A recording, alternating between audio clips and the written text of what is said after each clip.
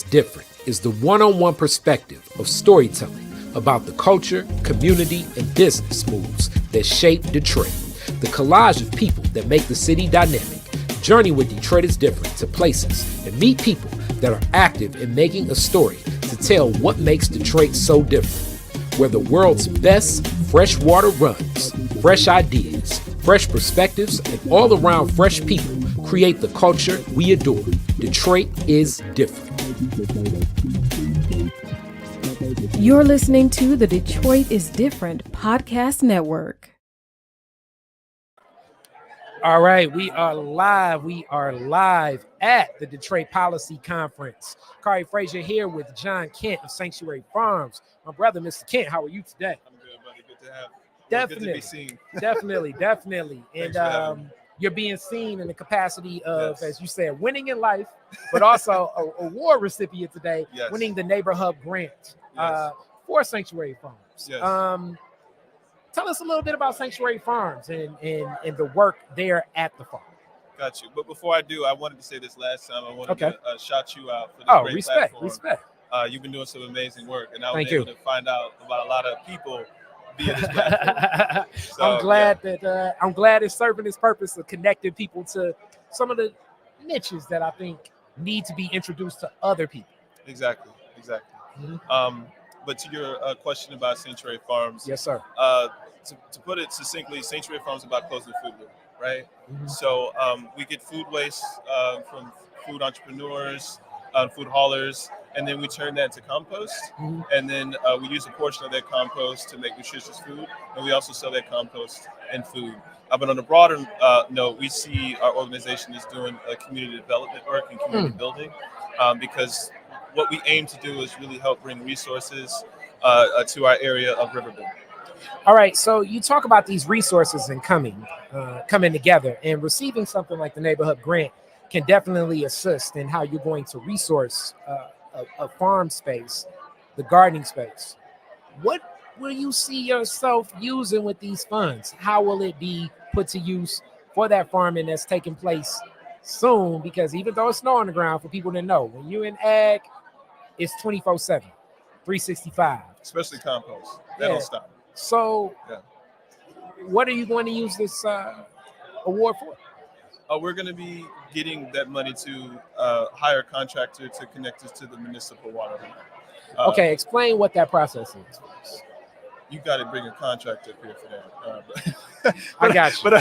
But I'm going to put it succinctly because I can't tell you all the bells and whistles. All the details of it, yes, but like you said, to the line, like what's happening? Like your water source, is it a vacant lot of land that you have and you need to get water to a space that used to be cut off because a home did exist there and it's demolished now? Like what's happening? Yeah, that's a great question. And to open it up, right? So a lot of farms that we know in the city, right, are first, backyard farms and connected or situated next to a house, right? So usually they're getting their water from the house. And then there's folks who are in our shoes that are working on land that has been completely vacated and there is no access to any water. So we usually have to, and by we, speaking of folks who are in our shoes, have to use water totes, right? But that is not necessarily the most sustainable if you're trying to get like an organic certification, because we don't know necessarily the quality of the water, right? Especially because we live in a very toxic city, for that matter. There's a lot of industrial use, and that gets spewed out to the air, and what goes up must come down. So for us, we had to be connected with our neighbor who was graciously giving us his water, and by giving us, we pay for his water bill, but he didn't have to allow us to even, use his water. And, it's a relationship that we're very happy to have, but we want more autonomy. And this would allow us to do that next step and to get the organic certification that we want, because we know that the city water is tested and we play that there is no lead or anything of that sort in our water, because we don't need that. I mean, most definitely. So the cleanliness, no toxins, that makes sense in getting that access. NeighborHub Grant does that. Today's conference is discussing attracting new people into the region, specifically even out to Michigan. It's a whole task force on that the governor has appointed. Detroit is different lens is more so how do we retain the people that are here? What role do you see urban gardening, growing, urban farming playing in that? Urban gardening plays a crucial role in this process of revitalizing our community.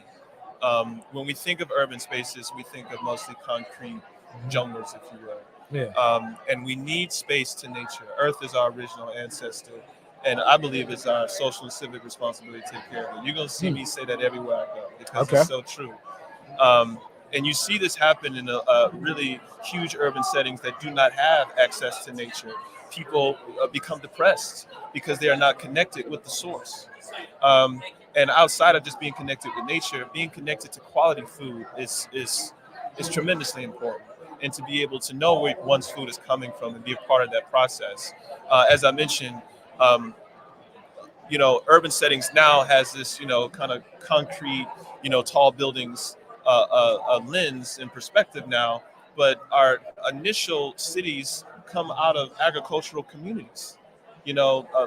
Detroit started as an agricultural place. Then once it was colonized, it became ribbon farms because of our proximity to fresh water. So we need access to food because that also creates a circular economy. It creates a situation where farmers can be paid a living wage if folks in the community actually bought their food from their local farmer rather than the grocery store. And it also makes the environment more sustainable and healthier because usually a lot of our food is coming from rural areas, right? And then they have to be driven down, across miles on end into the city. But if it's right there, that could be quicker access, more sustainable. Of course, if that farmer is, up to date on best practices.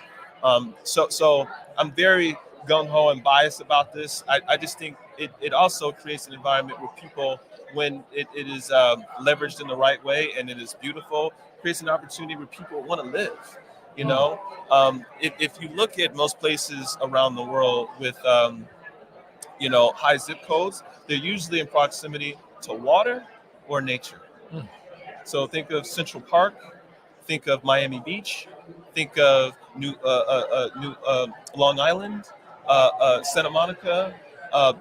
These are places that, as I mentioned, have access to either nature or water or both. I'm with you.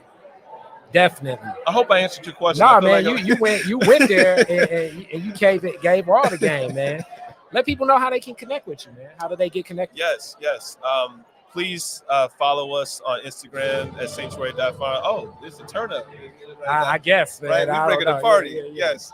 Please connect with us through Instagram, or you can find us on our website at sanctuary.farming.com. You can donate, you can volunteer, and we'd love to see you. Thank you, brother. Definitely. Peace. Oh, let me get some love. All right. I got to talk to the people. I feel you.